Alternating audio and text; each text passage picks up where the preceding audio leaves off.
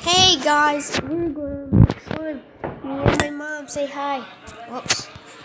Say hi like that. Are you recording? Yeah. Hi. Okay. There she is. Okay. And we're going to make slime. Okay, let's make slime. I have my instructions right here. We got Okay, so we got a bowl. borax And powder, mix. Elmer's glue. We got food coloring blue, neon, Coloring. Okay. neon. Ready? Okay, So what first? The instruction says, in one bowl, mix 1 ounce glue, about 1/4 I don't know why this of the glue bottle. 1/4? So about this much of the glue right here. That's 1/4, because we have to split this up into fourths. So this is about 1/4. So